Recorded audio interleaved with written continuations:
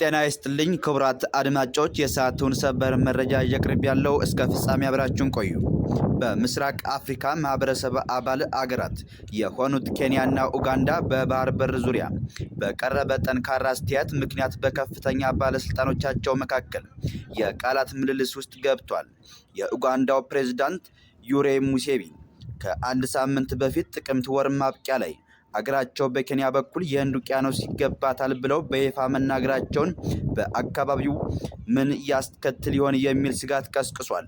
የፕሬዝዳንቱን ጠንከር ያለ ጥያቄን እና ፈርጣማ አቋምን ተከትሎ አንዳንዶቹም በምስራቅ አፍሪካ ሀገራት መካከል ወደፊት ግጭት ሊቀሰቀስ ይችላል እያሉ ነው። ፕሬዝዳንት ሙሴቬኒ ይህንን የተናገሩት ቅዳሜ ጥቅምት 29 2018 ዓ.ም በሰጡትና በአገሪቱ የቴሌቪዥን ጣቢያ በተላለፈ ቃለ መጠይቅ ነው።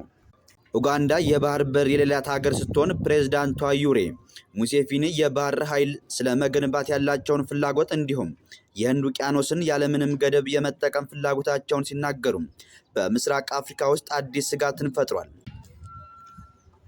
ሙሴቬኒ ኡጋንዳ በባህር ዳርቻ ከሚገኙ ጎረቤቶች ኬንያና ታንዛኒያ ጋር ወጥ በሆነ መልኩ የባህር ላይ መብት እንዳላት መግለጽ የማይቻል ከሆነ ወታደራዊ እርምጃዎች ሊኖሩ እንደሚችሉ ፍንጭ ሰጥቷል። የእኔ ባህር የህንድ ውቅያኖስ ነው ያሉት ሙሴቬኒ አገሪቱ ያላትን የወደብ ማግኘት ጥያቄ ፍለጋ ከዲፕሎማሲ ይልቅ የብሔራዊ መብት ጉዳይ አድርገው አቅርቧል። እንዲሁም ውቅያኖሶችና ወደቦች መላውን አህጉር ማገልገል አለባቸው በማለት አንዳንድ የባህር በር ያላቸውን አገራትን በራስ ወዳድነት አስተሳሰብ ተችቷል።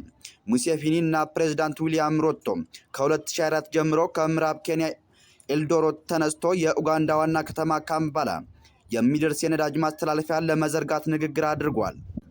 በመጋቢት 2004 ኬንያ የኡጋንዳው ብሔራዊ ነዳጅ ድርጅት የኬንያ ነዳጅ ማስተላለፊያን በመጠቀም በሞምባሳ ወደብ በቀጥታ የተጣራ ፔትሮሊየም እንዲያስገባ ፍቃድ ሰጣለች።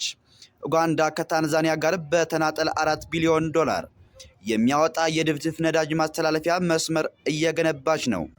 ይህ የነዳጅ ማስተላለፊያ መስመር 1443 ኪሎ ሜትር የሚረዝም ሲሆን ከዳሬ ሰላም ወደብ የሚነሳ ነው።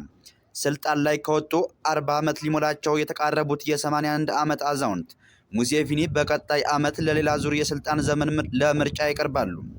በዚህ ጊዜ ይህንን የባህር በር ጉዳይ ማንሳታቸው የህዝብ ትኩረት እና ድጋፍ ለማግኘት የታለመ ነው የሚሉ ታዛቢዎች ቢኖርም አገራቸው ከኬንያ ጋር ባላት መልካም ግንኙነት ላይ አሰጊ ጥላት ቀስቅሶባቸዋል።